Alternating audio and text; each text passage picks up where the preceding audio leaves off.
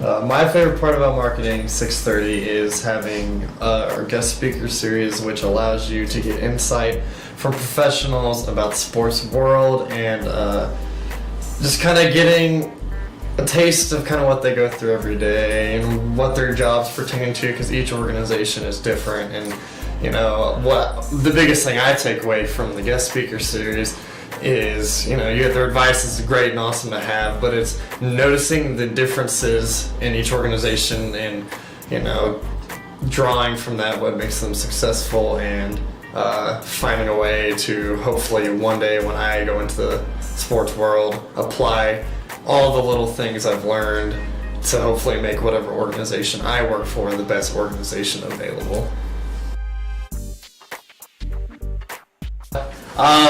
Current jobs that I hold, I'm involved in a lot of things. I work for Fan Experience with K-State Athletics, so they kind of run the show and as terms of like fan relations and things that students and just normal fans see and do on a regular basis. I work for the ticket office, which is pretty self-explanatory. Biggest thing there is just kind of building that relationship with fans, trying to draw them in to come to the games and fill the seats for our student athletes. I also work for 91.9 KSU. I'm just a regular old DJ and sports talk participant from time to time when I have the time to do it. And that's a lot of fun, and hopefully I can apply that to my job down the road. I'm also a K-State cheerleader, which if I'm not working tickets and I'm not working Fan Experience, I am on the court working for Fan Experience still in a way, but also doing all the things that are expected of a cheerleader, not just cheering, but organizing things in court, etc., etc.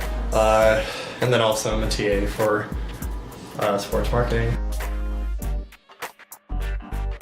So with Fan Experience, a lot of it, there's so many different things that we do. It's such a diverse job, and nothing, even from a game-to-game basis, is the same. You learn that no matter how hard you plan, nothing ever goes the way you plan it to go. Obviously, but we have our production scripts that we run by. So basically like in a typical basketball game, you've got the guys running around the headsets. If it's a men's game, my boss, Brett Eakin, he's kind of in charge of Fan Experience for the most part, especially at basketball games. He's sitting at the table calling out the production script. So whatever, you're going down the list and you get to a timeout, there's about 3 promotions to run. So typically they'll show something on the video board. So whether it's like the Twitter hashtag or just like Commerce Bank, something like that. And then we'll go into a promotion, so you'll see like the free throw for dough. That's where I come in, I set that up. Or you have the recliner, we take the recliner out there.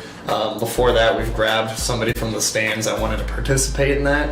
And they do their thing, we get them off, and then you typically go into another promotion of some sort, or they're just playing music, the band does something. So there's a lot of moving gears to everything, because especially from Brett's perspective, because he is communicating with us on the floor, he's communicating with the HD team in the West Stadium Center, who kind of runs all the video operations. So, and it's interesting from their point, because they're not actually in the game, so they're kind of just taking Brett's word for everything.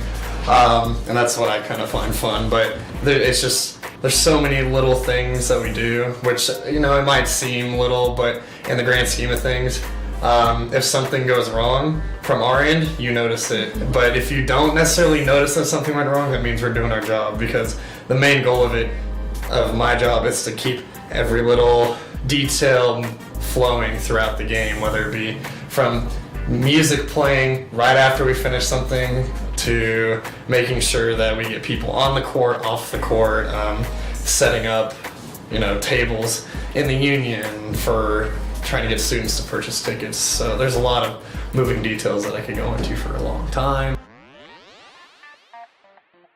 Favorite memory with cheer, there's a lot.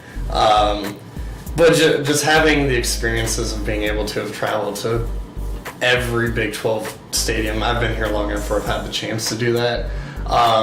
So I've been to West Virginia, Morgantown, I've been to Norman, Stillwater, Waco for all the Big 12 games. I've been to the past 4 bowl games, which is awesome. So ever since Alamo Bowl, which is a great trip.